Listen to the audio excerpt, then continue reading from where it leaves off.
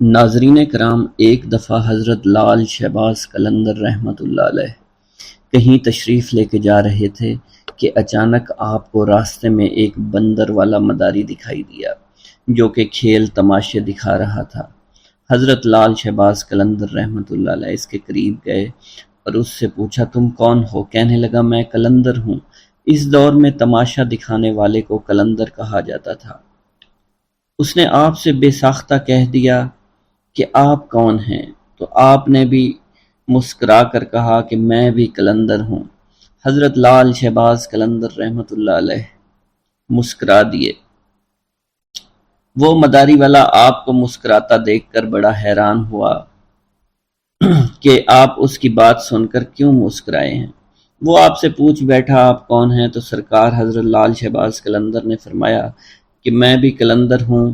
وہ مداری کا تماشا دکھانے والا حیران ہوا اور کہنے لگا، آپ کے پاس نہ ریچھ ہے، نہ بندر ہے، نہ ڈگڈگی ہے، آپ کیسے تماشا دکھاتے ہیں؟ لال شہباز قلندر نے فرمایا، پہلے تم تماشا دکھاؤ، اس کے بعد ہم تماشا دکھائیں گے۔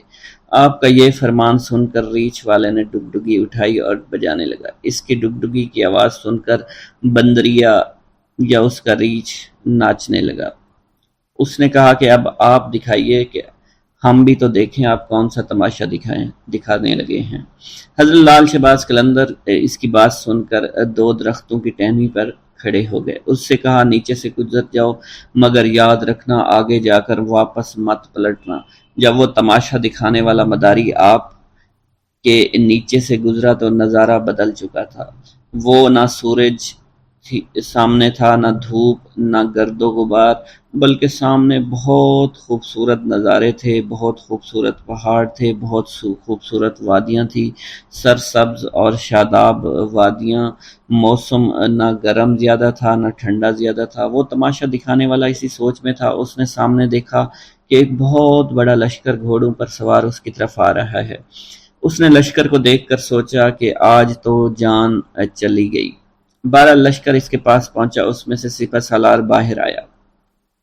تماشا دکھانے والا شخص کہتا ہے کہ بادشاہ سلامت، آپ کہاں غائب ہو گئے تھے؟ ہم آپ کو کب سے ڈھونڈ رہے ہیں۔ آپ کی سلطنت آپ کا انتظار کر رہی ہے۔ سلطنت کے لوگ آپ کے انتظار میں ہیں اور ملکہ کا رو رو کر برا حال ہو چکا ہے۔ آپ ہمارے ساتھ چلیے۔ اب وہ تماشا دکھانے والا آدمی گھوڑے پر سوار ہو کر ان کے ساتھ چل دیا۔ جب وہ محل میں پہنچا، عالی شان عمارت دیکھ کر حیران رہ گیا اور حیرانی سے عمارت کو دیکھ ہی رہا تھا۔ جیسے وہ اندر پہنچا، خوبصورت ملکہ اس سے گلہ شکوہ کرتے ہوئے اس سے گلے لگ گئی۔ کہنے لگی، کہاں رہ گئے تھے؟ میں بہت پریشان ہو گئی تھی۔ آپ کے لیے یا سلطنت کے سارے لوگ بہت پریشان ہیں۔ اس انسان کی حیرانگی کا آپ پتہ نہیں تھا۔ وہ حیران تھا، یہ سب ہو کیا رہا ہے؟ یہ خوبصورت وادیاں، یہ خوبصورت محل، خوبصورت ملکہ کس کی ہے؟ یہ مجھے کیوں اپنا سمجھ رہے ہیں؟ اس کے بعد وہ تماشا دکھانے والا آدمی تھوڑی ہی دیر بعد سب کچھ بھول کر شاہی لباس پہن کر تخت پر بیٹھ گیا۔ اس کے بعد وقت گزرتا گیا، بچے ہو گئے، شہزادے اب بڑے ہو گئے، بڑھاپا آ گیا، جسم میں جان، منہ سے ذائقہ چلا گیا۔ مطلب وہ انسان بڑھاپے کی حد تک پہنچ گیا۔ ایک دن وہی شخص اپنی سلطنت میں دریا کے کنارے بیٹھا سوچ رہا تھا کہ میرے ساتھ کیا ہوا تھا۔ اسی جستجو میں وہ شخص وہاں پہنچا جہاں کے درخت یا اس کی ٹہنی کے پاس سے وہ گزرا تھا۔ اس نے دیکھا کہ وہ درخت آج بھی وہاں موجود ہے۔ اس کو خیال آیا، چلو دیکھتے ہیں اس کے باہر کیا ہے اور میرے ساتھ آخر ہوا کیا تھا۔ وہ انسان ان درختوں کے نیچے سے جیسے ہی گزرا، وہ سارے کا سارا ماحول پھر سے بدل گیا۔ جو گزرا ہوا وقت تھا وہ واپس آ گیا۔ حضرت لال شہباز قلندر وہاں موجود تھے اور اس کی حالت جو بڑھاپے کی تھی وہ واپس بدل گئی، اور وہ سلطنت، وہ مہارانی، وہ شہزادے سب کے سب پیچھے چھوٹ گئے اور وہ واپس وہیں پر اپنے ریچھ کے پاس پہنچ گئے۔ حضرت لال شہباز قلندر رحمۃ اللہ علیہ اس وقت وہاں موجود تھے۔ وہ ڈگڈگی، وہ گرد و غبار، حضرت لال شہباز قلندر کھڑے ہوئے تھے۔ مداری کو اب ایسا لگا کہ وہ ایک خواب دیکھ رہا تھا، لیکن اس کے ساتھ جو بھی ہوا وہ ایک حقیقت تھی۔ وہ حیران تھا، یہ سب کیا ہوا ہے؟ اس شخص نے جیسے ہی لال شہباز قلندر کو دیکھا تو ان سے پوچھنے لگا، میری سلطنت، میری رانی، میرے شہزادے کہاں چلے گئے؟ لال شہباز قلندر نے مسکرا کر فرمایا، ایک تماشا تم نے ہم کو دکھایا تھا اور ایک تماشا ہم نے تمہیں آج دکھا دیا۔ واللہ عالم۔ ایک دفعہ سیون شریف میں قحط پڑ گیا۔ تمام نہریں سوکھ گئیں، کنویں سوکھ گئے، کھانے پینے کی چیزیں ختم ہو گئیں، لوگ بے حد پریشان ہو گئے، کسی کے زندہ بچنے کی امید نہیں تھی۔ اس مصیبت سے تنگ آ کر لوگ اکٹھے ہوئے، آپ کی خدمت میں حاضر ہوئے اور اللہ تعالیٰ کے حضور دعا کرنے کی درخواست کرنے لگے۔ آپ رحمۃ اللہ علیہ نے لوگوں سے فرمایا، تم سب لوگ اپنے گناہ کی معافی مانگو، میرے پیچھے کھڑے ہو جاؤ۔ تمام لوگ آپ کے پیچھے کھڑے ہو گئے۔ آپ نے اللہ کے حضور عاجزی انکساری کے ساتھ دعا فرمائی۔ ابھی آپ دعا مانگ کر اپنے حجرے میں داخل نہیں ہوئے تھے، اللہ تعالیٰ نے ان کی دعا سن لی اور باران رحمت برسنے لگی۔ ناظرین کرام، جس زمانے میں آپ گرنار میں مقیم تھے، آپ کے گرد حاجت مندوں کا ایک ہجوم سا لگا رہتا تھا۔ یہ زمانے بھر کے ستائے ہوئے بیمار لوگ تھے جنہیں حضرت لال شہباز قلندر رحمۃ اللہ علیہ کے تسکین آمیز کلمات جینے کا حوصلہ دیا کرتے تھے۔ شہر میں ایک دل گرفتہ بھی رہتا تھا جس کا جوان بیٹا گم ہو گیا تھا۔ بیٹی کی جدائی سے اس شخص کی یہ حالت ہو گئی تھی کہ دن رات روتا رہتا تھا۔ عزیز و اقارب اور دوست یاروں سے صبر کی تلقین کے ساتھ ساتھ بیٹے کی موت کا یقین دلانے کی بھی کوشش کرتے تھے کہ اگر وہ زندہ ہوتا تو ضرور لوٹ آتا، یا تو کسی نے اسے قتل کر دیا ہے یا پھر اسے جنگلی جانور کھا گئے ہیں۔ جتنے منہ اتنی باتیں۔ غمزدہ باپ بیٹے کی زندگی سے مایوس ہو چکا تھا، مگر پھر بھی کبھی کبھی اس کے دل میں امید کی ایک لہر اٹھا کرتی تھی، اور وہ اپنی بیوی سے کہتا تھا کہ میرا بیٹا ابھی زندہ ہے، تو دیکھنا ایک دن وہ ضرور آئے گا اور وہ زندہ درگور باپ کے سینے پر سر رکھ دے گا اور ہمارے تاریک مکانوں میں خوشیوں کے چراغ جل اٹھیں گے۔ اب وہ خاتون کیا جواب دیتی؟ اس کی حالت اس کے شوہر سے بھی بدتر تھی۔ بس خاموش نظروں سے اپنے شریک حیات کی طرف دیکھتی رہتی، آنسو بہانے لگتی اور ہمیشہ روتی رہتی تھی۔ ایک دن دوست کے کہنے پر یہ شخص حضرت لال شہباز قلندر رحمۃ اللہ علیہ کی خدمت میں حاضر ہوا اور سارا قصہ بیان کیا۔ آپ رحمۃ اللہ علیہ نے فرمایا کہ تیرے دل کی گواہی سچی ہے، تیرا بیٹا زندہ ہے۔ آپ نے فرمایا اس کو جا کر لانا پڑے گا۔ اگلے دن آپ غمزدہ باپ کے ساتھ سفر پر روانہ ہوئے۔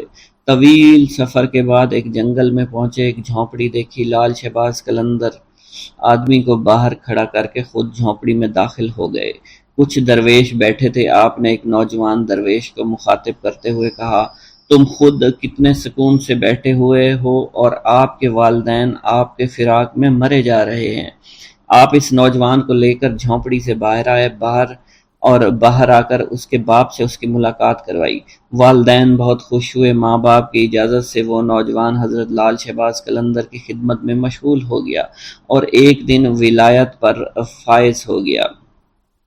ناظرین کرام، جب آپ سیون شریف میں تشریف لائے تو آپ کے گلے میں مستقل طور پر پتھر کا ایک وزنی گلوبند پڑا رہتا تھا۔ ایک چھوٹے چھوٹے خوبصورت تراشے ہوئے قیمتی پتھر لگے۔ آپ کی ایک خاص عادت یہ بھی تھی کہ آپ راستہ چلتے وقت ہمیشہ اپنے سر کو جھکائے ہوئے رکھتے تھے۔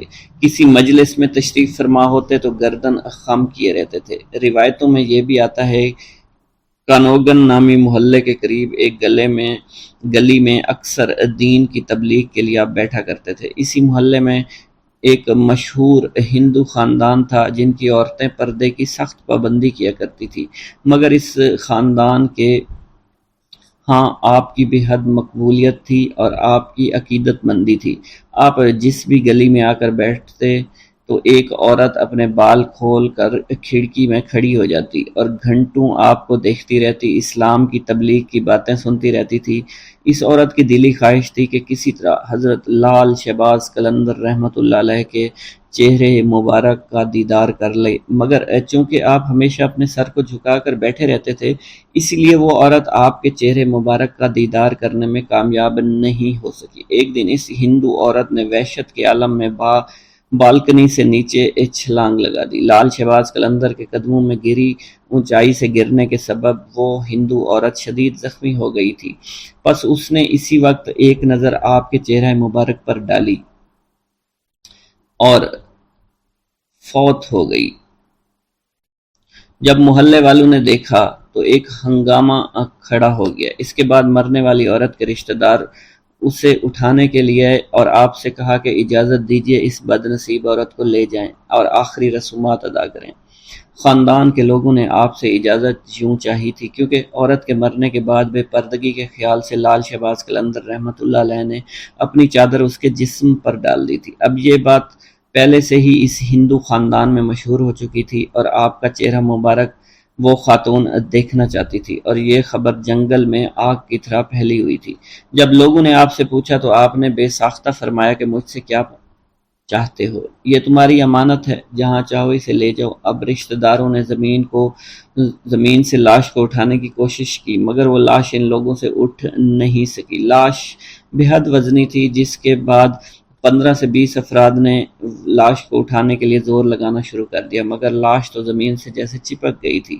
حضرت لال شہباز قلندر نے جب ان لوگوں کی پریشانی دیکھی تو لاش کے پاس آ کر فرمایا، اگر تم شہر کے تمام لوگوں کو بھی جمع کر کے لے آؤ تب بھی یہ لاش نہیں اٹھ پائے گی۔ اس عورت کے رشتہ داروں نے یہ سنا تو دنگ رہ گئے۔ پھر ان میں سے ایک نے پوچھا، آخر اس عورت سے کیا گناہ سرزد ہو گیا، اسے حضور معاف فرما دیں تاکہ اسے یہاں سے لے جا سکیں۔ آپ نے جلال کے عالم میں فرمایا، بات ثواب اور گناہ کی نہیں ہے، بات صرف اتنی ہے کہ عورت کے جسم میں جلنا نہیں ہے، یعنی تم لوگ اس کے جسم کو جلا نہیں سکتے۔ ایک نہایت عجیب اور غریب صورتحال پیدا ہو گئی تھی۔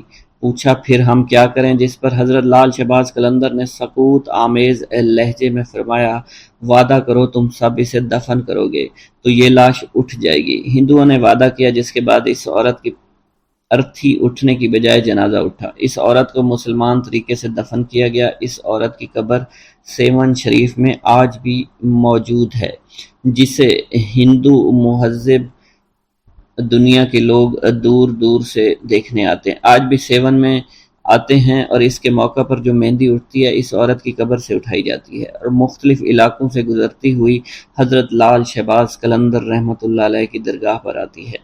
حضرت لال شہباز قلندر کے نام سے دولت پانے والی بزرگ ہستی کا نام ان کے والد ماجد نے سید عثمان رکھا تھا، مگر بعد میں انہوں نے لال شہباز قلندر رحمۃ اللہ علیہ کے نام سے اس دنیا میں شہرت پائی۔ آپ کی ولادت آذربائیجان کے گاؤں عمر بند میں ہوئی۔ آپ کا سلسلہ نسب حضرت امام جعفر صادق رضی اللہ تعالیٰ عنہ سے جا ملتا ہے۔ جس طرح ہندوستان میں حضرت خواجہ غریب نواز معین الدین چشتی اجمیری رحمۃ اللہ علیہ کی وجہ سے اجمیر کو خاص شناخت حاصل ہوئے، اسی طرح سندھ میں سیون شریف کو حضرت لال شہباز قلندر رحمۃ اللہ علیہ کی وجہ سے غیر معمولی عظمت حاصل ہے۔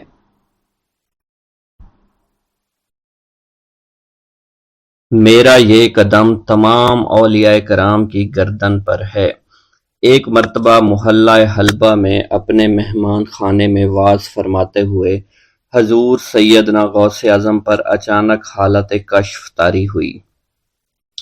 آپ رحمت اللہ علیہ نے فرمایا، میرا یہ قدم ہر ولی اللہ کی گردن پر ہے۔ یہ ارشاد سن کر تمام اولیاء اللہ نے اپنی گردنیں جھکا دیں۔ صلحائے امت نے اس کی توضیح فرمائی ہے کہ آپ رحمت اللہ علیہ کے عہد مبارک اور بعد میں قیامت تک آپ کی عطا کے بغیر ولی اللہ ولایت کے درجے پر فائز نہیں ہو سکتا۔ سلطان الہند حضرت خواجہ معین الدین چشتی المعروف خواجہ غریب نواز اس وقت خراسان کے پہاڑوں پر مجاہدات میں مشغول تھے۔ انہوں نے بھی حضور سیدنا غوث اعظم کا ارشاد گرامی سن کر اپنی گردن جھکا دی اور یوں عرض گزار ہوئے، آپ کے قدمین شریفین میرے سر اور میرے آنکھوں پر ہیں۔ حضور سیدنا غوث اعظم فرماتے ہیں کہ میں 10 برس کی عمر میں اپنے شہر کے مکتب میں حصول علم کے لیے جایا کرتا تھا۔ اس وقت میرے ساتھ ملائکہ بھی ہوتے تھے جو میرے آگے پیچھے میری حفاظت کے لیے چلتے تھے۔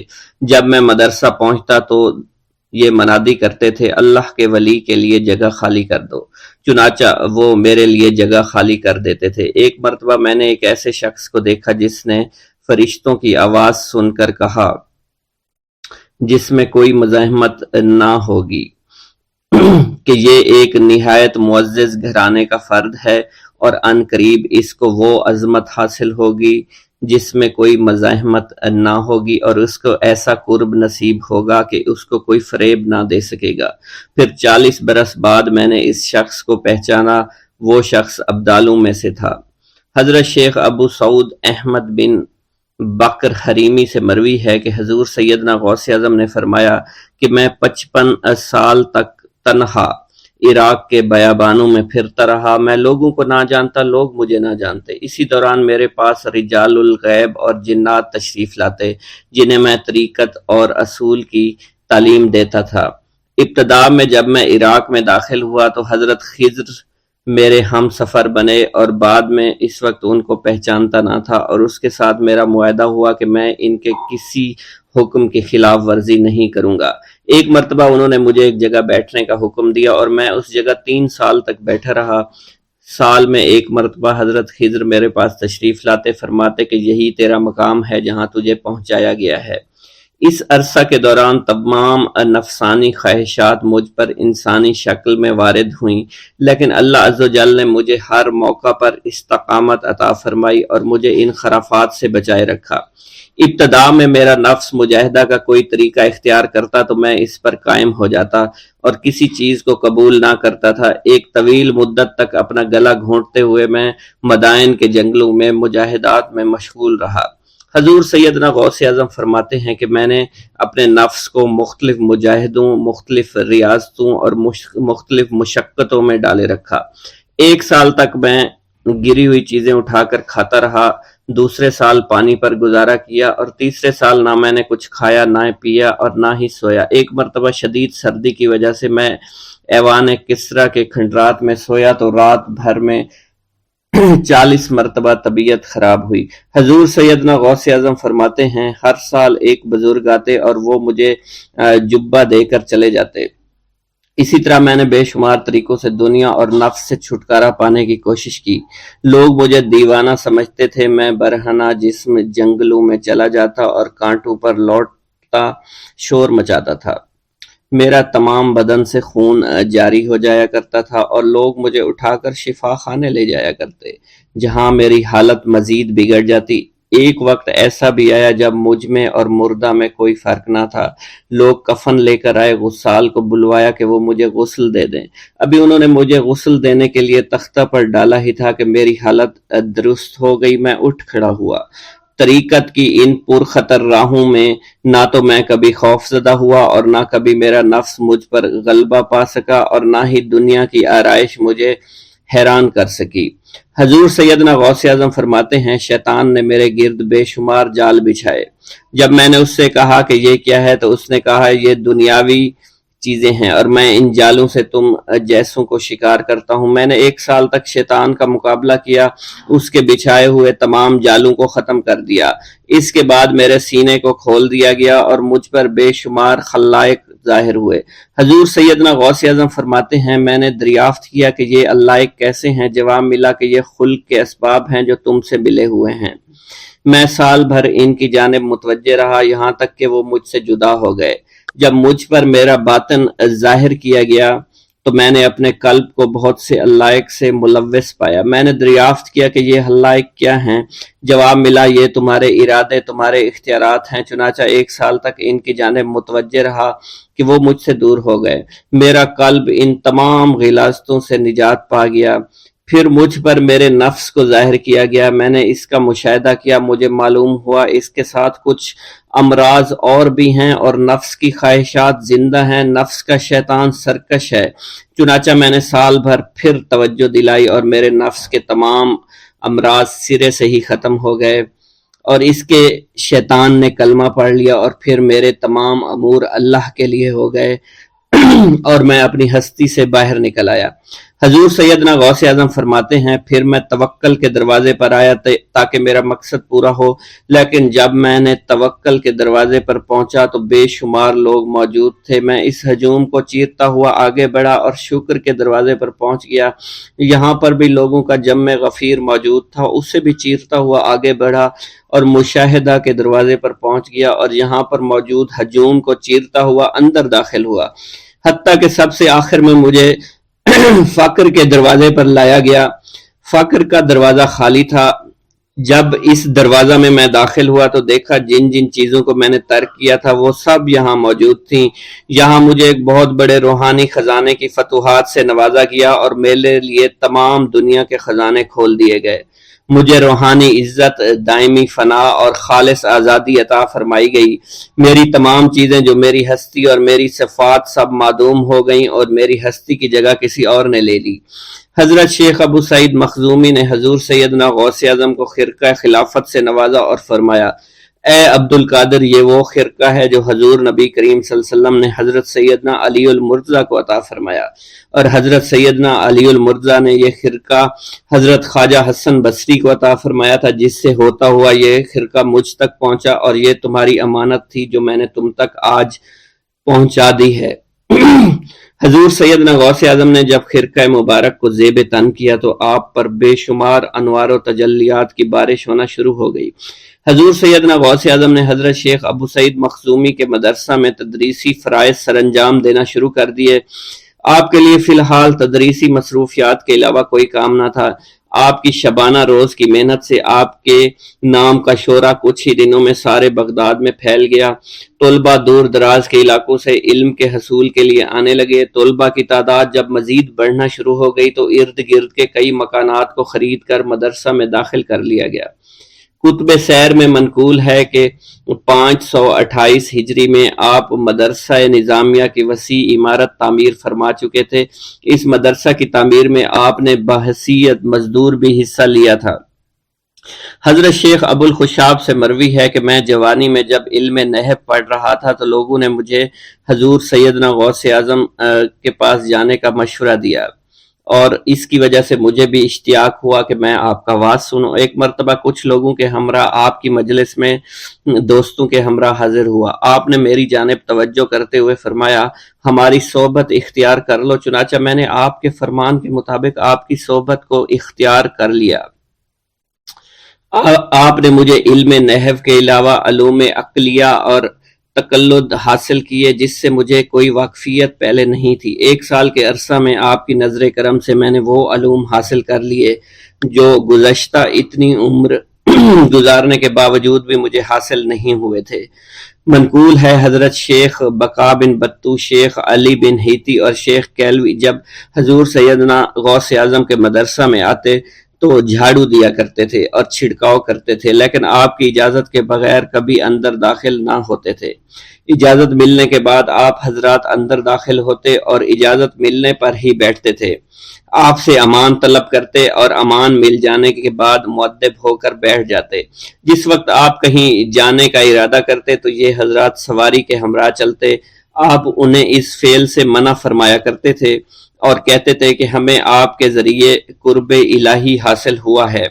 حضرت شیخ محمد قائل الادنیٰ سے مروی ہے کہ ایک مرتبہ حضور سیدنا غوث اعظم سے دریافت کیا گیا کہ آپ کی بزرگی اور عظمت کا راز کیا ہے۔ آپ نے فرمایا کہ میں کبھی جھوٹ نہیں بولتا اور کبھی کسی سے کذب بیانی نہیں کرتا۔ سلسلہ رشد و ہدایت۔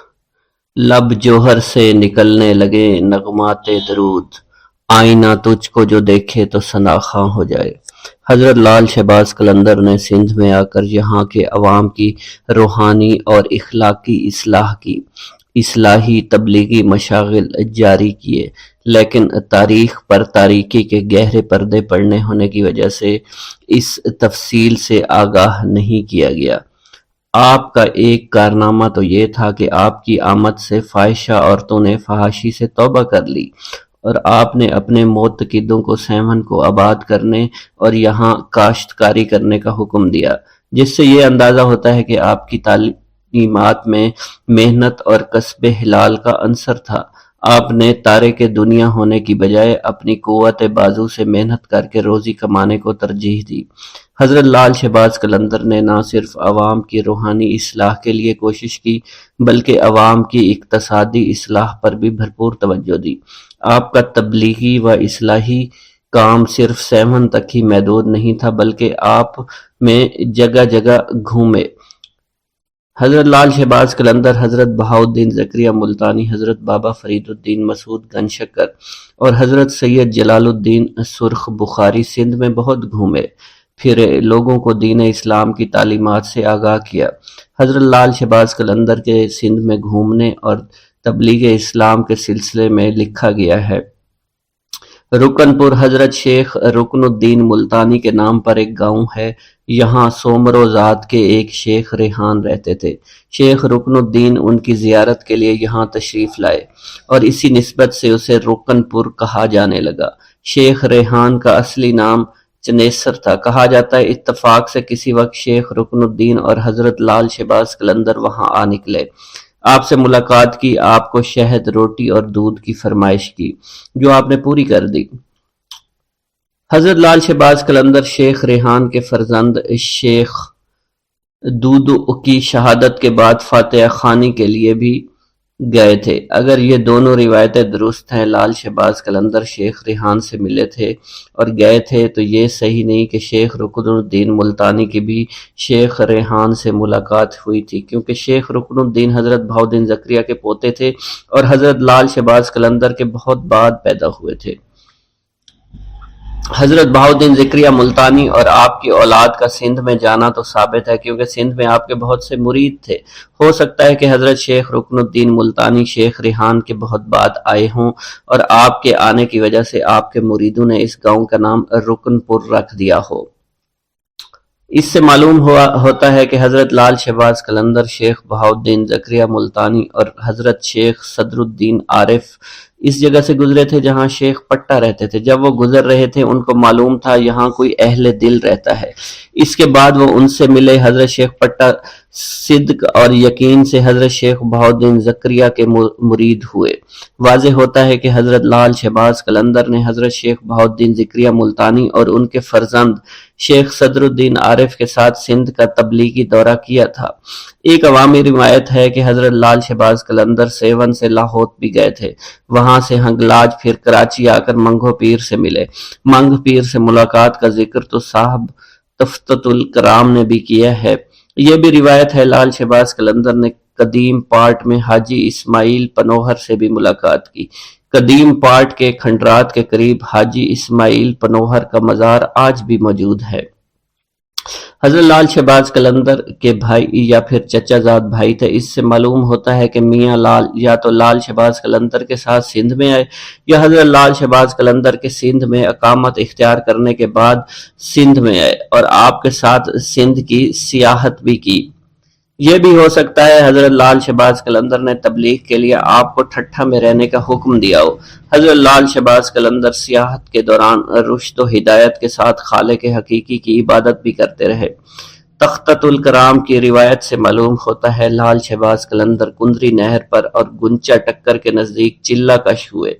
سیر و سیاحت کے بعد حضرت لال شہباز قلندر آئے تو وہاں سے شر و فساد اور برائی کو جڑ سے اکھیڑ دیا۔ اس کے بعد آپ مستقل مشغول رہنے لگے تھے۔ صاحب قلندر نے لکھا ہے لال شہباز قلندر سیون میں تشریف فرما ہوئے اور فساد کو ختم کر کے یاد حق میں مشغول رہنے لگے۔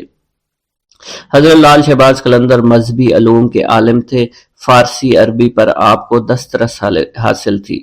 حضرت لال شہباز قلندر کی علمی قابلیت کی وجہ سے بیشتر اہل علم حضرات آپ کی خدمت میں حاضر ہوتے اور دینی اور دنیاوی مسائل کے بارے میں استفادہ کرتے۔ آپ کے متعلق یہ بات بھی بہت مشہور ہے کہ آپ نے شیخ الاسلام حضرت بہاؤالدین زکریا ملتانی کے مدرسہ میں بہت خدمات سر انجام دی۔ مشہور انگریز مورخ برٹن لکھتا ہے 1852 میں برصغیر پاک و ہند کے مدارس میں جو کتب عام طور پر پڑھائی جاتی تھی وہ سب کی سب حضرت لال شہباز قلندر رحمت اللہ علیہ کی تصنیف کردہ تھی۔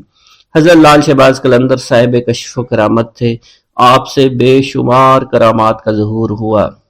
ہندو عورت کی عقیدت۔ حضرت لال شہباز قلندر کی کرامت مشہور ہے کہ سیون شریف میں قیام کے دوران آپ کے گلے میں ایک گلو بند رہتا تھا جو کہ پتھر کا بنا ہوا تھا۔ اس گلو بند کی وجہ سے آپ کی گردن ہمیشہ جھکی رہتی تھی۔ آپ اللہ عز و جل کی عبادت اور ریاضت میں مشغول رہنے لگے تھے۔ اسی حالت میں اکثر آپ محلہ نوگا کے نزدیک ایک گلی میں جا کر بیٹھ جایا کرتے تھے۔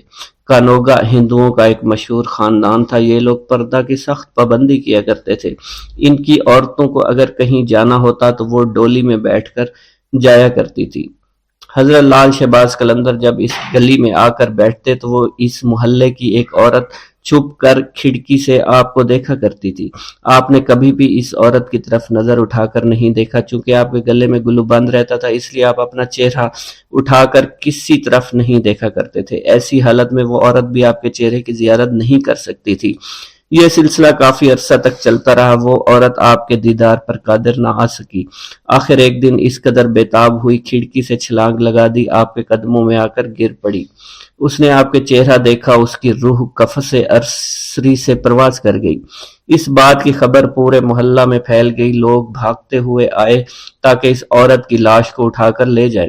عورت کے گھر والوں نے اس کی لاش کو اٹھانا چاہا مگر وہ کامیاب نہیں ہو سکے۔ اس صورتحال کو دیکھ کر ان لوگوں نے آپ کی خدمت میں عرض کی کہ ہمیں لاش اٹھا کر لے جانے کی اجازت مرحمت فرمائیں۔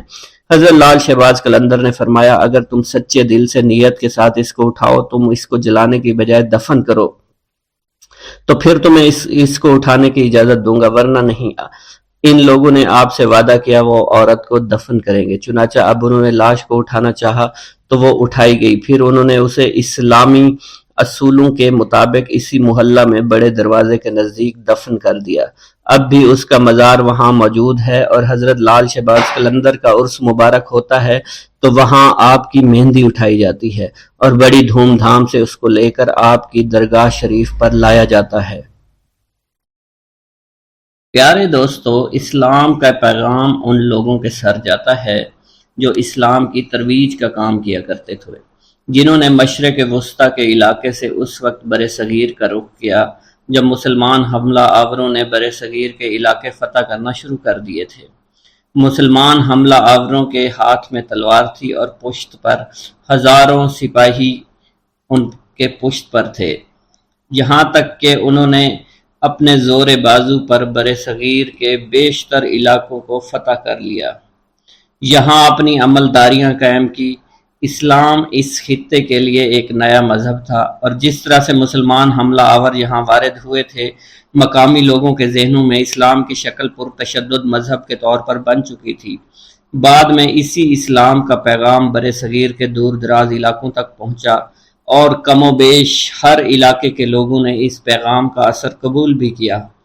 اس پیغام کے اثر پذیری کا سہرا حملہ آوروں کے سروں کے ساتھ ساتھ صوفیوں، درویشوں اور عالموں کے ہاتھ بھی جاتا ہے، جو مشرق وسطیٰ کے علاقوں سے ہجرت کر کے نسبتاً نئی زمین پر آ کر آباد ہونا شروع ہو گئے تھے۔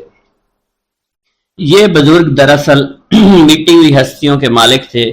ان کا رہنا سہنا نہایت عاجزانہ تھا، جہاں بھی انہیں جگہ ملتی بیٹھ جاتے، پیار و محبت، امن و دوستی اور احترام کی باتیں شروع کر دیتے۔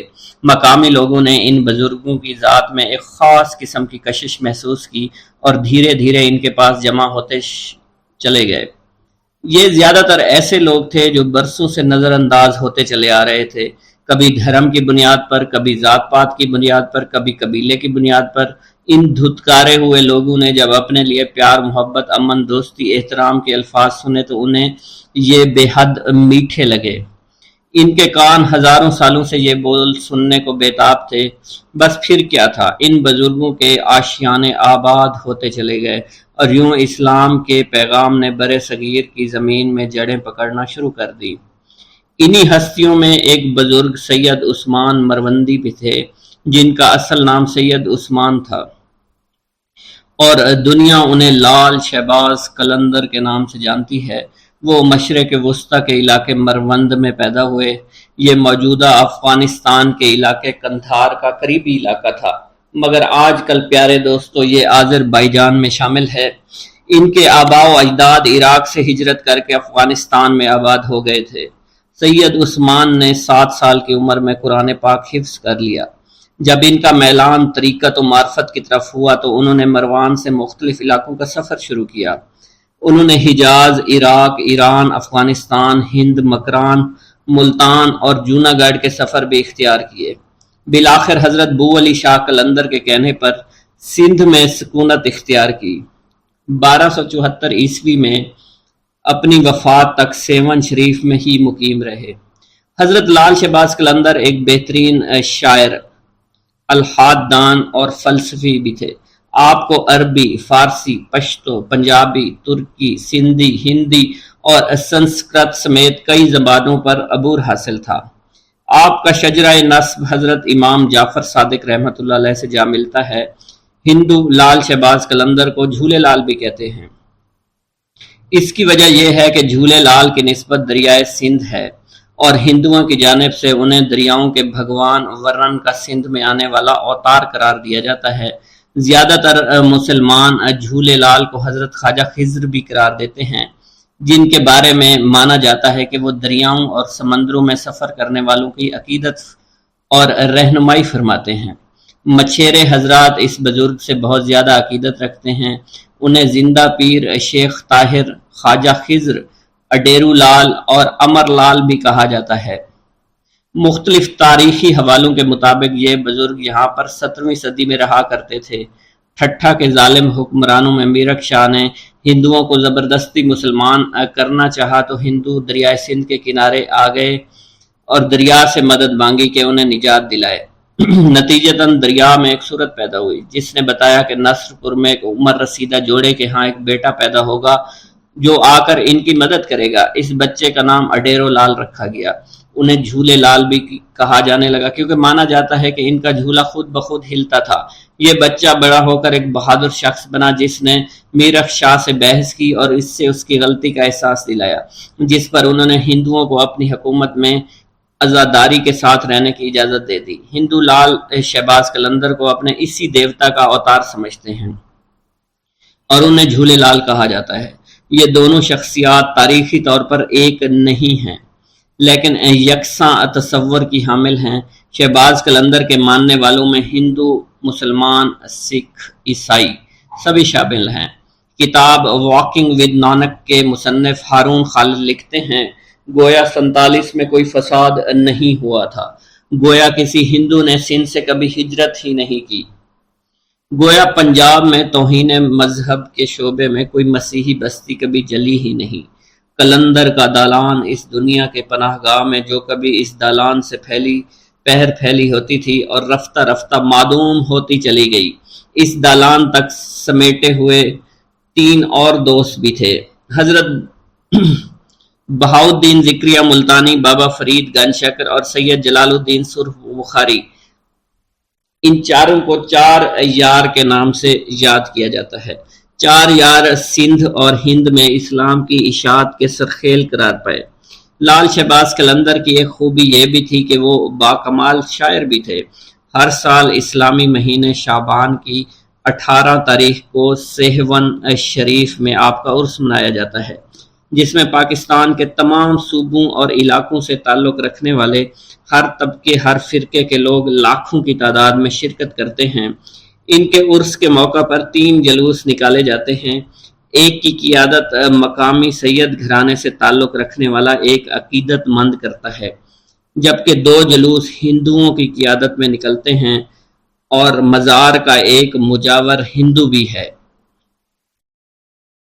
حضرت لال شہباز قلندر رحمۃ اللہ علیہ کے کچھ حالات و واقعات کی تفصیل جاننے کی کوشش کرتے ہیں۔ پیارے دوستو، حضرت سید عثمان مروندی المعروف حضرت لال شہباز قلندر عالی النسب تھے۔ آپ کا خاندان یگانہ روزگار تھا۔ آپ کا خاندانی تعلق چند واسطوں سے امام جعفر صادق رضی اللہ تعالیٰ عنہ سے جا ملتا ہے۔ آپ رحمۃ اللہ علیہ کے والد ماجد سید کبیر الدین اپنے وقت کے مشہور عالم تھے۔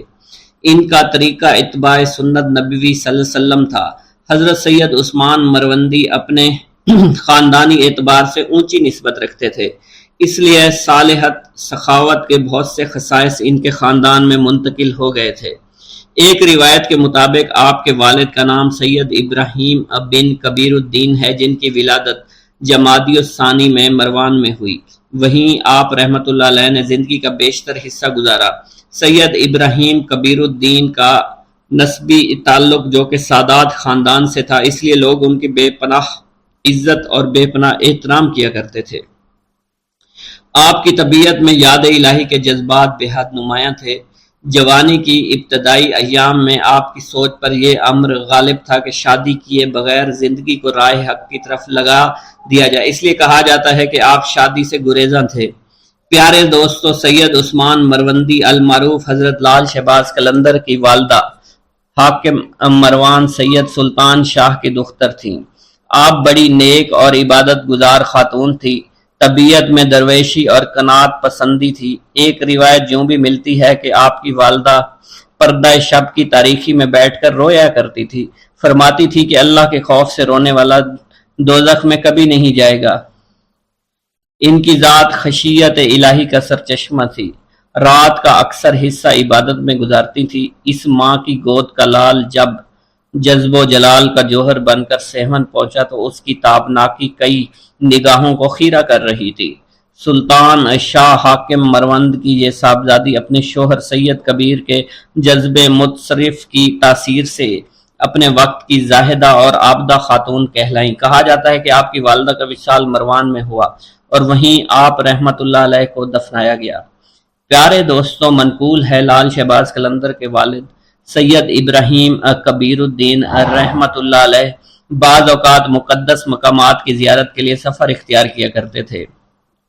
ایک دفعہ کا ذکر ہے، حضرت سید ابراہیم کبیر الدین رحمت اللہ علیہ سید الشہداء امام حسین رضی اللہ تعالیٰ عنہ کی زیارت کے لیے کربلا معلیٰ گئے تو آپ کو ان کی طرف سے سلام کا جواب عنایت ہوا اور آپ کو وہ جگہ دکھائی گئیں جہاں شہداء کربلا مدفون تھے۔ اس وقت جو زیارت کرنے لوگ آتے تھے وہ آپ سے ہی وہی جگہ معلوم کرنے کے لیے وہاں ان شہداء کے لیے فاتحہ پڑھتے تھے۔ ایک دن حضرت امام حسین رضی اللہ تعالیٰ عنہ سے آپ کو یہ بشارت ہوئی کہ ہم آپ کو وہ باز دیتے ہیں جو ہمیں اپنے نانا حضرت محمد مصطفیٰ صلی اللہ علیہ وسلم نے بطور انعام عطا کیا تھا۔ بعد میں آپ رحمت اللہ علیہ کے قلندر لال شہباز کی صورت میں ایک عالی مرتبت فرزند عطا ہوا۔ پیارے دوستو، تاریخ سندھ میں لکھا ہے، ایک رات خواب میں حضرت لال شہباز قلندر کی روح پاک نے اپنے والد محترم سے کہا کہ آپ شادی کریں، آپ سے میرا ظہور ہوگا۔ آپ کے والد نے جواب دیا، جنت سے باہر آنا افضل ہے۔ اس پر لال شہباز قلندر نے جواب دیا، ہاں، دنیا میں ظہور ہونا احسن ہے۔ پیارے دوستو، جب حضرت سید ابراہیم کبیر الدین کو یہ اشارہ ملا تو آپ رحمت اللہ علیہ نے نکاح کرنے کی خواہش کا اظہار کیا۔ ان دنوں مروند کا حاکم سید سلطان شاہ تھا، اس کی بیٹی نیک خاتون تھی، اس نے بیٹی سید ابراہیم کبیر الدین کے نکاح میں دے دی۔ شادی کے موقع پر شہر میں بہت خوشی منائی گئی۔ ازدواجی زندگی میں منسلک ہونے کے بعد زندگی کا بیشتر حصہ آپ نے اپنے آبائی وطن میں گزارا۔ پیارے دوستو، کہا جاتا ہے ابراہیم کبیر الدین کی زندگی کے شب و روز مروند میں گزر رہے تھے۔ آخر ایک وقت آیا کہ زوجہ محترمہ کا انتقال ہو گیا۔ زوجہ کی وفات کے بعد سید ابراہیم کربلا تشریف لائے۔ وہیں آپ کا مزار شریف حضرت امام حسین رضی اللہ تعالیٰ عنہ کے روضہ اطہر میں سید ابراہیم جوابی یا ابراہیم مجاب کے نام سے مشہور و معروف ہے۔ پیارے دوستو، لال شہباز قلندر کی پیدائش کے بارے میں کہا جاتا ہے کہ آپ مروند میں ہی سید ابراہیم کبیر الدین کے گھر میں پیدا ہوئے۔ آپ کی پیدائش کے بارے میں یہ بھی روایت مشہور ہے، جب آپ کے والد سید ابراہیم کبیر الدین کی شادی ہو گئی تو آپ 40 روز تک اپنی زوجہ محترمہ کے پاس نہ گئے۔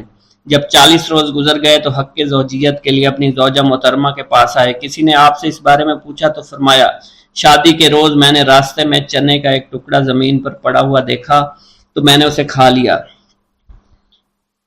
جس کا نتیجہ یہ ہوا کہ 40 روز تک اس ٹکڑے کا اثر میرے بدن میں رہا۔ جب کہ وہ اثر ختم ہوا تو میں نے اپنے گھر کی راہ لی۔ اس قدر نیک اور پاک باز ہستی کی پشت مبارک سے حضرت لال شہباز قلندر رحمت اللہ علیہ اپنی والدہ محترمہ کی جانب منتقل ہوئے۔ پھر وہ مبارک گھڑی آ گئی جب آپ کی ولادت باسعادت ہوئی۔ آپ رحمت اللہ علیہ کے والد محترم سید ابراہیم کبیر الدین آپ کی ولادت پر بہت خوش ہوئے۔ حضرت لال شہباز قلندر کی سن ولادت کے بارے میں مختلف اختلاف پایا جاتا ہے۔ لب تاریخ کے سندھ کے مؤلف نے سال 583 ہجری تحریر کیا ہے۔ تذکرہ صوفیہ سندھ نے ولادت باسعادت 1177 عیسوی نقل کیا ہے۔ پیارے دوستو، حضرت رابعہ بصری رحمت اللہ علیہ کے زہد و تقوی اور علم و معرفت کی شہرت دور دور تک پھیلی ہوئی تھی۔ لوگ دور سے آپ کی خدمت میں کسب فیض کے لیے حاضر ہوا کرتے تھے۔ ایسی ہی با کمال ہستی کے بارے میں راوی بیان کرتے ہیں کہ لال شہباز قلندر جب اپنی والدہ ماجدہ کے بطن میں تھے تو ایک رات خواب میں رابعہ بصری رحمۃ اللہ علیہ کا دیدار حاصل ہوا۔ انہوں نے آپ کی والدہ ماجدہ سے فرما کر کہا، اے بیٹی، میں تمہیں یہ بشارت سنانے کے لیے آئی ہوں کہ تمہارا یہ ہونے والا بیٹا اللہ کا محبوب اور رب تعالیٰ کی مخلوق کا برگزیدہ اور شہرت یافتہ قلندر ہوگا۔ اللہ تعالیٰ اس کے وسیلے سے اپنے بہت سے گناہ گار بندوں کی توبہ کی توفیق عطا فرمائے گا۔ چنانچہ اے میری بیٹی، جب اس کی ولادت ہو جائے تو اس کے کانوں میں بلند آواز سے کلمہ طیبہ لا الہ الا اللہ محمد الرسول اللہ کی آواز پہنچا دینا اور اپنے جلیل القدر بیٹے سے میرا سلام کہہ دینا۔ چنانچہ حضرت لال شہباز قلندر کی ولادت ہوئی تو آپ کی والدہ ماجدہ نے حضرت رابعہ بصری کے فرمان کے مطابق عمل کیا اور اس بات کو اپنے دل میں راسخ کر لیا کہ میرا بیٹا اللہ کا برگزیدہ اور مقبول بندہ ہے۔ پیارے دوستو، جب حضرت لال شہباز قلندر کی ولادت ہوئی تو آپ کے والد محترم نے آپ کا نام سید عثمان رکھا، کیونکہ ایک روایت میں آتا ہے کہ آپ کے والد ماجد سید ابراہیم کبیر الدین رحمۃ اللہ علیہ کو حضرت سید عثمان غنی رضی اللہ تعالیٰ عنہ سے والہانہ محبت تھی۔ اسی مناسبت سے آپ نے اپنے بیٹے کا نام سید عثمان رکھا۔ ایک روایت یہ بھی ہے کہ آپ کا نام شاہ حسین رکھا گیا۔ پیارے دوستو، آپ کے والد محترم سید ابراہیم کبیر الدین رحمۃ اللہ علیہ کی جب شادی ہوئی تو ایک مدت کے بعد ایک دن آپ نے خواب میں دیکھا حضرت علی کا دیدار حاصل ہوا۔ آپ نے عرض کیا، یا امیر المومنین، اللہ تعالیٰ کی بارگاہ اقدس میں میرے حق میں دعا فرمائیں کہ وہ مجھے نیک اور صالح فرزند سے نوازے۔ اس پر حضرت علی نے ارشاد فرمایا، اللہ تعالیٰ تم کو ایک فرزند صالح نوازے گا، لیکن میری اس بات کو یاد رکھنا، جب اس کی ولادت ہو تو اس کا نام عثمان رکھنا۔ جب اس کی عمر 384 دن ہو جائے تو اس کو لے کر مدینہ منورہ میں حاضری دے دینا۔ حضور نبی کریم صلی اللہ علیہ وسلم کو سلام کرنے کے بعد عثمان غنی کے مزار پر حاضر ہونا اور ان کو سلام کرنا۔ چنانچہ کہا جاتا ہے حضرت لال شہباز قلندر کے والد نے ایسا ہی کیا تھا۔ آپ رحمت اللہ علیہ نے اپنی حیات میں لال لباس زیادہ تر زیب تن فرمایا، اسی بنا پر لوگوں نے آپ کو لال کہنا شروع کر دیا۔ آپ کو لال کے نام سے لوگ جاننے لگے۔ لوگ آپ کے لال لباس سے بہت محبت کیا کرتے تھے۔ آپ کے لال لباس پہننے کی وجہ یہ بھی تھی کہ امام حسین اکثر لال لباس پہنا کرتے تھے۔ ایک بار حضور نبی کریم صلی اللہ علیہ وسلم نے آپ کو لال لباس میں دیکھ کر تبسم فرمایا اور فرمایا، اے حسین رضی اللہ تعالی عنہ، آپ پر لال لباس بہت اچھا لگتا ہے۔ سبحان اللہ، آپ رضی اللہ تعالی عنہ اس لال لباس میں بہت خوبصورت نظر آتے ہیں۔ اسی بنا پر حضرت لال شہباز قلندر نے لال کلر کو پسند فرمایا۔ باحوالہ پرواز قلندر۔ پیارے دوستو، بعض روایات کے مطابق لال ایک قیمتی پتھر ہوتا ہے جس کی رحمت آنکھوں کو خیرہ کر دیتی ہے۔ آپ رحمت اللہ علیہ کا یہ لقب اس لیے پڑا کہ آپ کا چہرہ مبارک لال کی طرح چمکتا رہتا تھا۔ پیارے دوستو، شہباز کے لغوی معنی کچھ اس طرح سے ہیں۔ شہباز کے معنی سردار اور باز کے معنی ہیں اڑنا، تو اس کا مخفف یہ ہوا اڑنے والوں کے سردار شہباز کا لقب بہت زیادہ شہرت یافتہ ہے۔ روایت میں آتا ہے آپ رحمت اللہ علیہ کی ولادت سے پہلے حضرت امام حسین رضی اللہ تعالی عنہ کی طرف سے آپ کے والد ماجد سید کبیر الدین کو خواب میں بشارت دی گئی کہ آپ کو عن قریب ایک باز ادا کیا جائے گا۔ چنانچہ جب حضرت سید عثمان کی ولادت ہوئی تو آپ کو شہباز کے لقب سے یاد کیا جانے لگا۔